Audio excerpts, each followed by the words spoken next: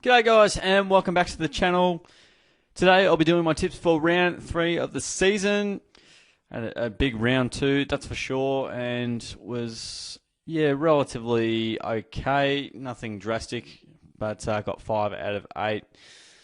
I think most would have got 6 with picking the Doggies over the Suns. I shouldn't have had too much faith in the Suns because they often let you down, and Jared Witts is a big out, so sitting at 19th out of 30th with a fair bit of work to do. But that's all right. We'll work through that, and that's what we're going to do tonight. Round 3 tips. Let's go. We start off Thursday night at the Gabba. We've got Brisbane and Collingwood. And, who would have thought the reigning premiers and the reigning grand finalists would be 0-2 and 0-3 respectively? I certainly did not think so. What a game this is. You don't want to be 0-3 or 0-4, which, unless they have a draw, is going to be the case for one of these teams. I'm going to tip Brisbane, but if Lachie Neale is not playing, I don't know if he's back, but if he is not back, I will be probably changing to Collingwood off the back of that, because that is quite a game changer. So I'll go Lions by 18 points. Should be a close one. I expect the Pies to throw the kitchen sink at the Lions, but they are tough to beat at the Gabba. I know the Blues got them in round 1 or round 0. Who knows what round it was. But I think they got a bit complacent and they just weren't able to turn the momentum around. And once the Blues got on top, they were really strong. But I expect Brisbane to respond back at home. Pies look a little bit off, and 0-3 after the premiership. They're looking just out of sorts. It's a little bit similar mould to Geelong 2023, which we're seeing again. But I expect the Lions to be too good at home, and then that would put Collingwood to 0-4. So what a tough game it is. It's almost a cutthroat final in round 3. Crazy scenes indeed. Let's move on to the Friday. We've got a double header here. Starting off early in the afternoon, we've got North Melbourne hosting Carlton at Marvel Stadium. Good Friday clash. And look, I think the Blues accounted for them nicely last time. They did have a few key defenders out, and they've got a few more key defenders out north, just going by injuries, and Mackay going to the Bombers. That's where he went to. I think, Blues will be nice and fresh. Some cavalry to come back in by the sounds of it with Wiedering, Walsh, etc. So I think they'll be, far too strong for North. Expect North to give it a shake throughout, but, Carlton will be, I think the better side on the night.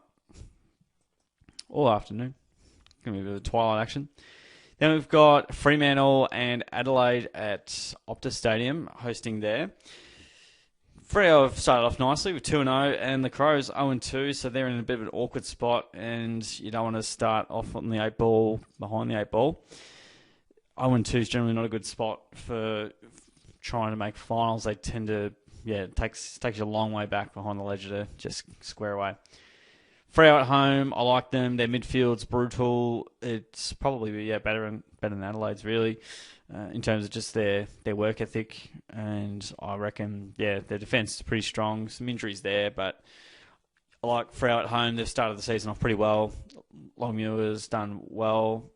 I was about to say Longmire there, but it's not John. 2 JLs, but Fremantle's JL is off to a good start. I think they'll be too good for the Crows, and they'll get the job done. Crows off to not the start that they would want.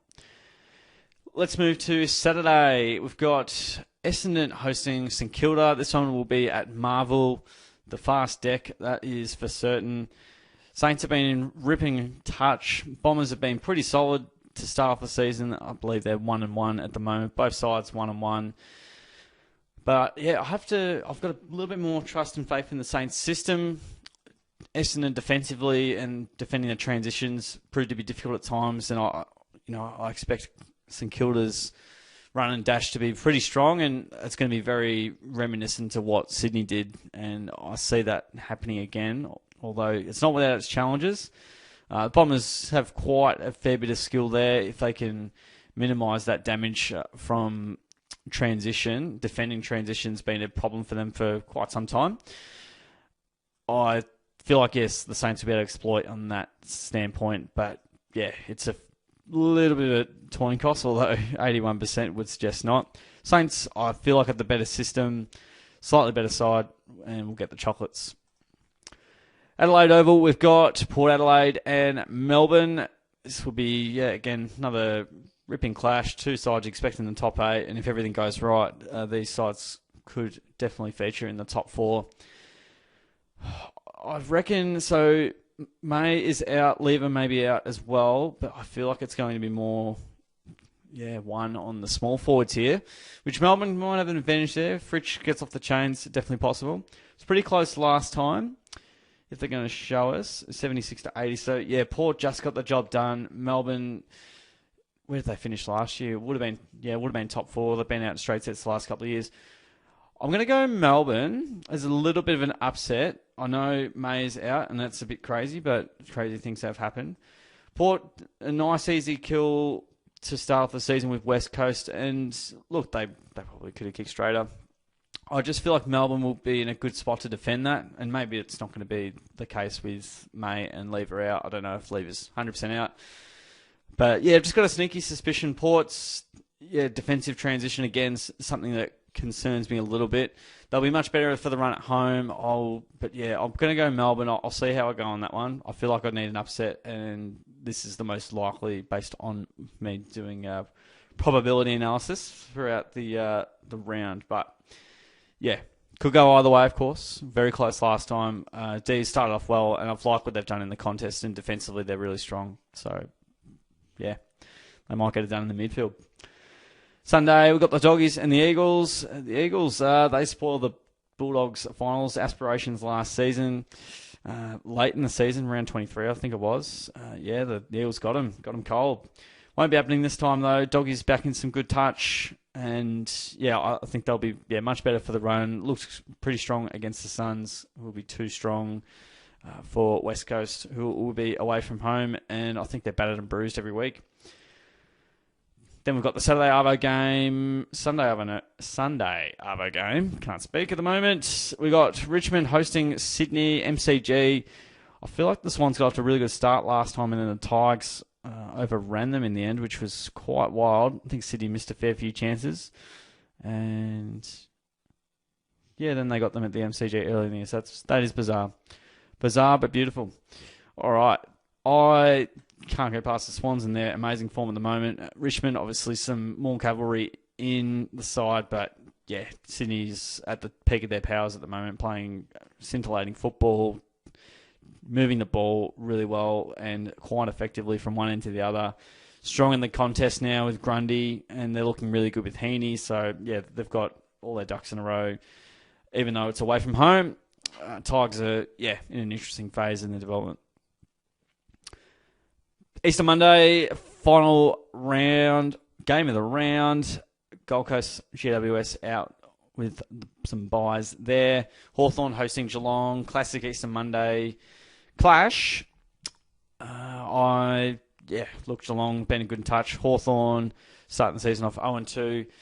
I'm going to tip Geelong, but these games, sometimes they're 80-point wins. Sometimes they're Hawthorn just perform an out-of-the-box performance because it's Geelong, a side that tends to be more to the pointy end of the ladder, minus last year. But, we're the better side. Hawthorn, they'll be coming out all guns blazing. So, I really think it'll be a scrap and fight for quite some time, and hopefully the Cats break away. That's my overwhelming prediction, or overarching prediction there, and I'll see how that all transpires. But would think that Geelong professional, experienced enough to just find a way to get the 4 points, however they do that, based on the start they've had to the season.